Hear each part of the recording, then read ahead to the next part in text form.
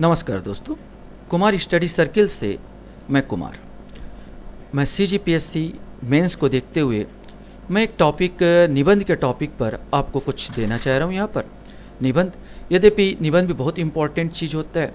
यहाँ पर आपको दो प्रकार के निबंध आपको लिखने होंगे 750 में शब्दों में।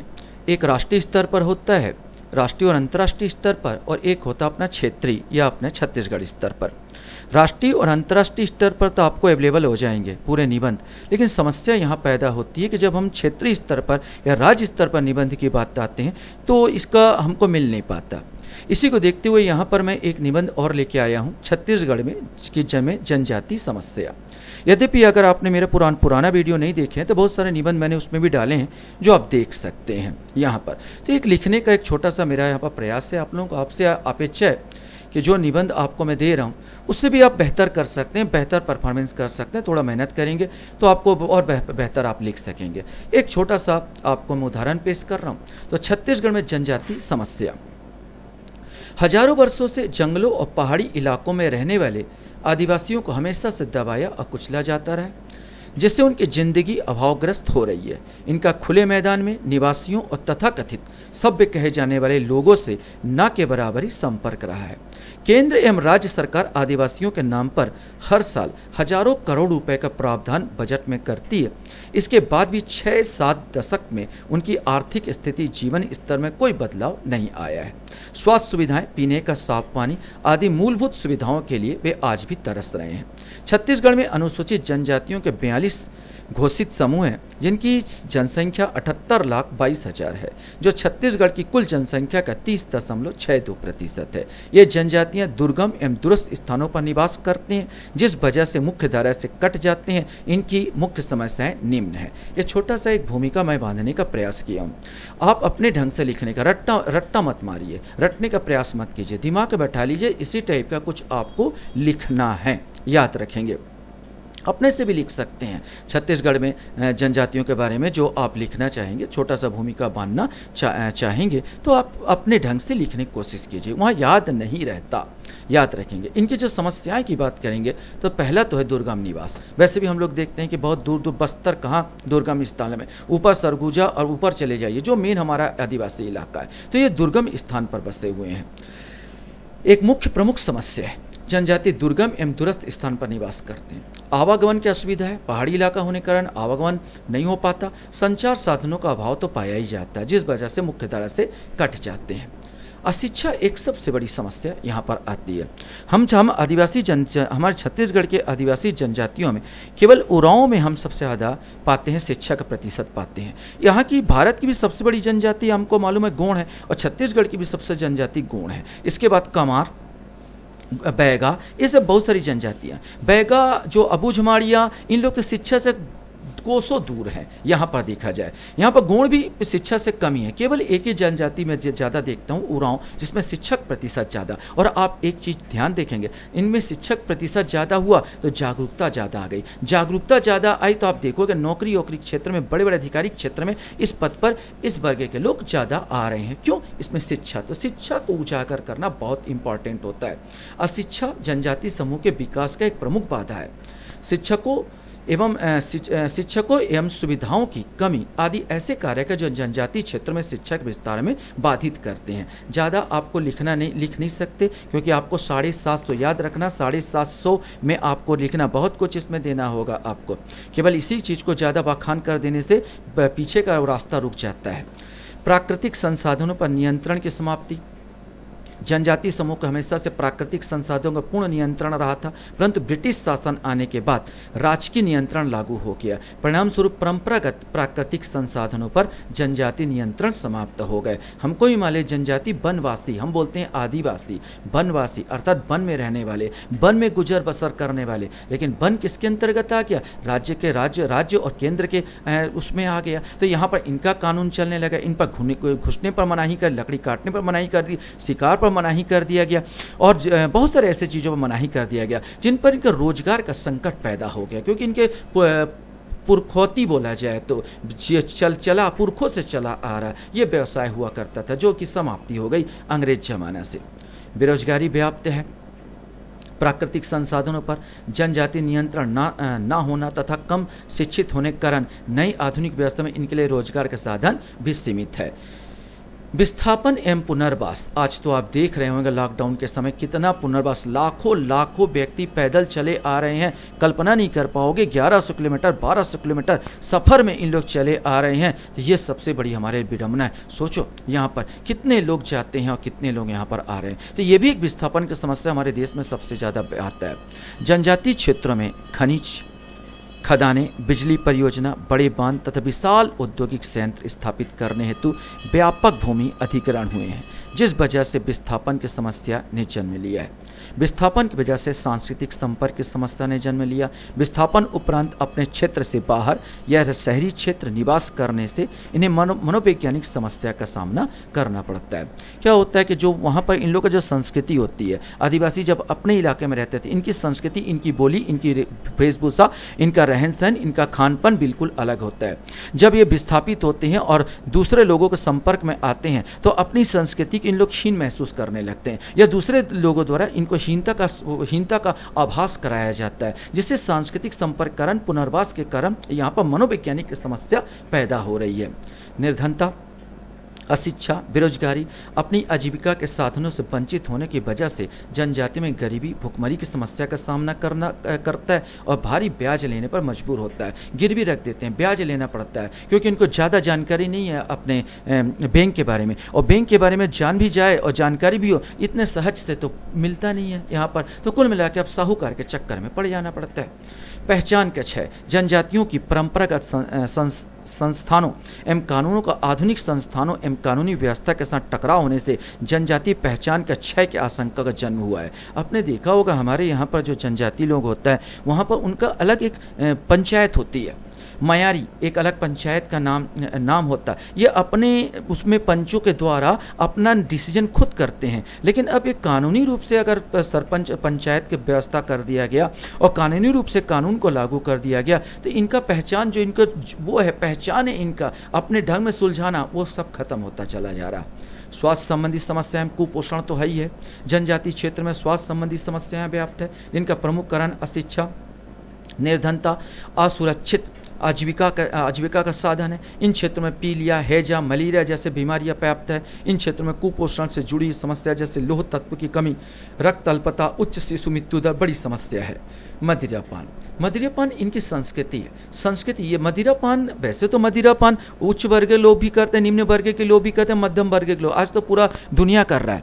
लेकिन यहाँ पर जो मदिरापान क्या होता है कि बहुत ज़्यादा करना हानिप्रद हो जाता है। तो यहाँ पर जनजातियों की एक बड़ी समस्या हो जाती है कि बहुत ज़्यादा मदिरा का सेवन करते हैं, जिसमें अपराध को भी बढ़ावा मिलता है। ये भी एक कारण बन जाता है। शोषण, जनजातीय क्षेत्रों में संसाधनों पर राजकीय नियंत्रण होने के बाद भी लोगों का इनके क्षेत्रों में प्रवेश हुआ। इन बाहरी अधिकारी, कर्मचारी और भूस्वामी जनजातियों का शोषण किया, चाहे वो शारीरिक हो, चाहे आर्थिक हो, चाहे सामाजिक हो। आपने देखा होगा यहाँ पर छोटे जो वनोपज होते हैं, कौड़ी की कीमत में, केवल नमक के ढेले में ये बनिया वर्ग इनको लेके जाते थे। इनको केवल थोड़े से चंद पैसों में इनको खरीद लिया जाता है। इनके ज़मीनों को आज भी चंद पैसों में खरीद लिया जाता है। यहाँ पर यदि भी गवर्नमेंट अपना पाबंदी अपने ढंग से अंकुश लगाती है, लेकिन फिर भी बिंदास शोषण जारी है, जो कि एक बहुत बड़ी समस्या जन्म लेती है। नक्सली समस्या तो हमारे छत्तीसगढ़ में आपको देखने को ही मिलता है। नक्सली वारदातों के चलते छत्तीसगढ़ में बस्तर इलाका एक टापू बन गया है। वहाँ के आदिवासी न चाहते हुए नक्सलियों को सहयोग करने में विवश है, क्योंकि यहाँ पर पुलिस परेशान करते हैं, वहाँ पर नक्सली परेशान करते हैं। ये दोनों तरफ से बेचारे जूझते हैं, तो नक्सलियों को साथ दिया जाए, ये प्रॉब्लम आ जाता है। इन समस्याओं के अलावा जनजातियों में एकीकरण की समस्या, राजनीतिक चेतना का अभाव भी रहा है। आगे जनजातियों में लैंगिक मुद्दे ने भी जन्म लिया है। जनजातियों का पर संस्कृति ग्रहण की वजह से भी समस्याएं उत्पन्न होती है। पर संस्कृति ग्रहण मतलब होता है अपनी संस्कृति को छोड़कर दूसरी संस्कृति को अपना लेना, इसको पर संस्कृति ग्रहण कहते हैं। जैसे आपने देखा होगा अधिकांश उरांव क्रिश्चियन बनते चले गए, 90% क्रिश्चियन हो गए, क्योंकि उन्होंने अपनी संस्कृति को छोड़ा और दूसरे संस्कृति को अपना लिया। बहुत सारी जो जैसे गोणी बात किया जाए, गोणी अपना धर्म है, जनजातियों का अपना धर्म अलग होता है, जनजातियों का अपना रीति रिवाज अलग होता है। या तो हिंदू के चक्कर में आते हैं, या तो क्रिश्चियन के चक्कर में आते हैं, या तो इनका हिंदूकरण हो जाता है, या क्या बोलना चाहिए क्रिश्चियनकरण हो जाता है। हिंदूकरण हुआ तो इनको भी फिर समस्या पैदा होती है कि उनको कौन से वर्ग में रखा जाए। तो यहाँ पर वर्ग क्या समझता है, ये पर संस्कृति ग्रहण है जिनको इनको झेलना पड़ रहा है। जनजाति कला का ह्रास हो रहा है आधुनिकीकरण दौर में, जनजाति संस्कृति के प्रति तिरस्कार हो रहा है, लोग उसको तिरस्कार के नज़र से देखने लगते हैं। जनजाति भाषा का ह्रास हो रहा है, लोग हिंदी बोलने की कोशिश करते हैं या अंग्रेजी में चले जाते हैं यहाँ पर, तो जनजाति अपनी भाषा से उन लोग परहेज करने लगते हैं, यहाँ पर इसमें ह्रास होने लगता है और समायोजन की समस्या भी आ रही है। तो ये मैंने आपको बहुत सारी समस्या बताई। इसके अलावा केवल समस्या दे दिया जनजाति छत्तीसगढ़ में जनजाति समस्या, तो इसका मतलब ये नहीं कि समस्या लिख के आप छोड़ दीजिए। इसके अलावा भी समस्या का निराकरण कैसे हो रहा है, क्या कर रहा है, इसके बारे में तो आपको बताना पड़ेगा ही ना। तो अब आपको देखना होगा कि हम अनुसूचित जनजाति संविधान में क्या क्या संरक्षण प्राप्त है। तो संविधान में अगर मैं बात करूं दूसरा टॉपिक में, तो अनुच्छेद 15(4) में अन्य पिछड़े वर्ग जिसमें अनुसूचित जनजाति शामिल है के विकास के लिए विशेष प्रावधान किया गया है। अनुच्छेद 46 राज्य जनता के दुर्बल वर्गों विशेषतः अनुसूचित जातियों अनुसूचित जनजातियों की शिक्षा और अर्थ संबंधी हितों को विशेष सावधानी से अभिवृद्धि करेगा और सामाजिक अन्याय एवं सभी प्रकार के शोषण से उसकी संरक्षण करेगा। अनुच्छेद 244 क्या कहता है? 5वीं अनुसूची को उपबंध खंड 1 असम, मेघालय, मिजोरम और त्रिपुरा जो 6ठी अनुसूची के अंतर्गत इस अनुच्छेद के खंड 2 के अंतर्गत आते हैं के अलावा, माने ये तो हुआ मेघालय के लिए, अलावा किसी भी राज्य के अनुसूचित क्षेत्रों अनुसूचित जनजातियों के प्रशासन नियंत्रण लागू होता है। माने 244 के अंतर्गत पंचम अनुसूची के अलावा भी जो अनुसूचित क्षेत्र हैं उन पर यह लागू होता है। अनुच्छेद 275 संविधान की 5वीं एवं 6ठी अनुसूची के अधीन आवृत विशेषीकृत राज्यों SC/ST का अनुदान सहायता मैंने पैसे से संबंधित है। अनुच्छेद 275 अनुच्छेद 164(1) बिहार, मध्य प्रदेश, उड़ीसा में जनजाति कार्य मंत्रियों के लिए प्रावधान, चूंकि मध्य प्रदेश यहाँ पर मध्य प्रदेश के अंतर्गत छत्तीसगढ़ आता था तो छत्तीसगढ़ के लिए भी प्रावधान हो जाएगा। अनुच्छेद 330 लोकसभा में अनुसूचित जनजाति के लिए सीटों का आरक्षण व्यवस्था करता है। अनुच्छेद 337 राज्य विधानमंडलों में अनुसूचित जनजाति के लिए सीटों का आरक्षण करता है। अनुच्छेद 243 पंचायतों में सीटों के आरक्षण की व्यवस्था करता है। आप चाहे जितना भी लिखते कि जितना याद रखेंगे, एक मैंने बहुत सारे डाल दिए हैं, आप छोटा छोटा करके भी लिख सकते हैं। अनुच्छेद 15, अनुच्छेद 46, अनुच्छेद 244, क्योंकि 750 में आपको निपटाना है, इस चीज को ध्यान में रखना है। केंद्र एवं राज्य सरकार द्वारा अनुसूचित जनजातियों के लिए चलाई जा रही योजनाएं, याद रखेंगे पूरा योजना को आप पूरा मत लिख दीजिए क्योंकि 750 वहीं पे खत्म हो जाएंगे, क्योंकि आपको सुझाव भी देना है, आपको असफलता कारण भी बताना है, ये सब चीज़ बताना है, तो आपको हल्के में लेके चलना, पूरा लिखने की जरूरत नहीं। तो केंद्र और राज्य सरकार अनुसूचित जातियों के लिए अब तक क्या किए, हल्के में लिख दो यार, जैसा राज्य सहायता, विशेष केंद्रीय सहायता तथा अनुदान, आदिम जनजातियों PTG विकास की योजना, जनजाति अनुसंधान संस्थान, शिक्षा सहायता में अनुसूचित जनजाति लड़कियों हेतु छात्रावास, TSP में आश्रम विद्यालय, लड़कियों के बीच शिक्षा का सुदृढ़ीकरण, अनुसूचित जनजाति छात्रों एवं मैट्रिकोत्तर छात्रवृत्ति, अनुसूचित जनजाति के छात्रों की प्रतिभा उन्नयन, अनुसूचित जनजाति लड़कियों हेतु छात्रावास, अनुसूचित जनजाति के लड़के हेतु छात्रावास, राजीव गांधी राष्ट्रीय अध्यावृत्ति योजना, राष्ट्रीय समुद्र पारी छात्रवृत्ति योजना आदि आदि आप जो उपाय लिख सकते हैं। स्वैच्छिक संगठन में स्वैच्छिक संगठन को सहायता अनुदान प्रदान करना, अनुसूचित जनजातियों के लिए कोचिंग की व्यवस्था करना, अनुसूचित क्षेत्रों के व्यावसायिक प्रशिक्षण केंद्र, इनमें से कुछ आप लिख सकते हो। अब इतना सब होने के बावजूद ये हम असफल कहाँ हो जा रहे हैं? तो राज्य सरकार असफलता क्यों हो रही है? भाई इतना सब कर रहे हो तो असफल क्यों विकास नहीं हो रहा है? तो हम असफलता कारण लिखेंगे तो देश की आज़ादी के 73 साल एवं छत्तीसगढ़ के बने 20 साल हो गए हैं, परंतु आदिवासियों की समस्या जस के तस है। इसके कारणों की अगर समीक्षा की जाए तो निम्न कारण सामने आते हैं। सरकार की कथनी और करनी में फर्क है, केवल कागजों में ही विकास हो रहा, वास्तविकता कुछ और है। सही बात है, आप जितना देख रहे हैं विकास यहाँ पर, मैं तो जब आप पढ़ाता हूँ या आप पढ़ते होगे तो पागल हो जाएगा। अभी तक तो भारत को अमेरिका या विकसित देश बन जाना चाहिए, इतने ज़्यादा योजनाएं चल रही हैं, लेकिन अमल कहाँ? यहाँ पर तो अमल ही नहीं होता, कागजों में होता है सब कुछ, यहाँ पर ओरिजिनल में कुछ नहीं हो पाता। ये सबसे बड़ा कारण है। नहीं तो आज तो 70-73 साल हो गए, कब का विकास हो जाना चाहिए था। राजनीतिक इच्छा शक्ति का अभाव है। दुर्गम जंगली पहाड़ी इलाकों भी एक समस्या है। अभी आपने देखा होगा, मैं छोटा सा आलोचना नहीं करना चाहता, हमने यहाँ पर हमारे प्रधानमंत्री नरेंद्र मोदी ने कहा जो जहाँ है जस के तस रहे, हम उनके लिए खाने की व्यवस्था करेंगे। दिल्ली के अरविंद केजरीवाल सरकार ने बोला आप जस के तस रहिए, जहाँ पर रहिए, हम खाने की व्यवस्था करेंगे। सर आप बताइए, खाने की व्यवस्था अगर होता तो ये मजदूर ऐसे पैदल चल के 1100 किलोमीटर 1200 किलोमीटर चल चल के आते या रास्ते में मारे जाते? तो कथनी और करनी में बहुत फर्क है मेरे देश के वासियों में, यहाँ पर राजनीतिक उसमें, यहाँ पर ये सबसे बड़ी समस्या आ जाती है। नक्सली जो आदिवासियों को गुमराह करते हैं एक बड़ी समस्या है। जनजातियों के शिक्षा का अभाव भी एक बहुत बड़ी बात है जो इसको मुख्य धारा से जोड़ने नहीं देती। आप अपना और जोड़ सकते हैं। मेरा सुझाव जो होगा, जनजातियों का विशेष अध्ययन कर उनको समाज के मुख्य धारा से जोड़ने का प्रयास किया जाए। पहला चीज, जनजातियों के क्षेत्र में शिक्षा का विकास किया जाए, ये प्रमुख हथियार है। शिक्षा का विकास कर तो ऑटोमेटिक खत्म होने लगता है यार वहाँ पर जो भी अवरोध है। जनजातीय क्षेत्र में रोजगार परक कार्यक्रम चलाया जाए, पर इसका प्रतिवर्ष निरीक्षण की व्यवस्था हो ताकि भ्रष्टाचार अंकुश लगाया जाए। आप बोलोगे सर रोजगार कार्यक्रम तो चल रहे हैं, कहाँ चल रहे हैं, उसका निरीक्षण नहीं हो रहा। क्या वास्तव में उनको मिल पा रहा? क्या वास्तव में उन व्यक्तियों को जिनको जरूरत मिल पा रहा? नहीं मिल पा रहा, रास्ते में ही खत्म हो जा रहा। ये सबसे बड़ा, इसी का सबसे ज़्यादा देखना होगा। कृषि, पशुपालन, कुटीर उद्योग, वैज्ञानिक तरीके से प्रशिक्षण की व्यवस्था किया जाए। नक्सलियों का दमन के साथ साथ ग्रामीण आदिवासियों का सरकार को विश्वास जीतना होगा।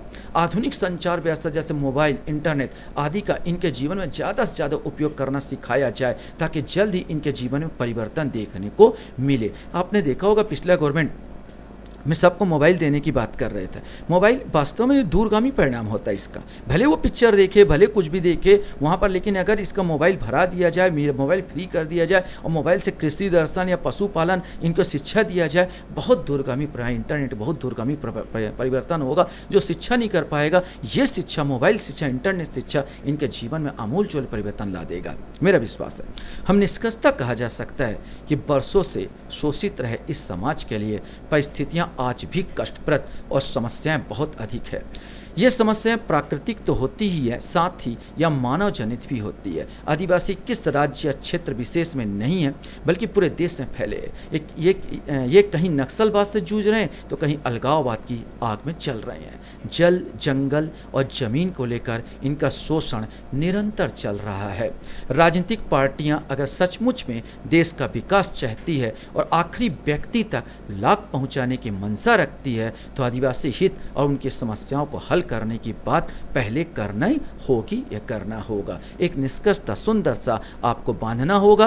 आप अपने से भी निष्कर्ष बांध सकते हैं। यहाँ पर छत्तीसगढ़ लिखते हुए जरूरी नहीं कि मेरा निष्कर्ष को ही आप अवलंबित करें। ये देखिए, ये मेरा तीसरा या चौथा आपका निबंध है जो मैं आपको दिया हूँ, और अगर आपको अच्छा लगता आप मेरे वीडियो को देखते हैं, इसके लिए धन्यवाद। Thank you very much.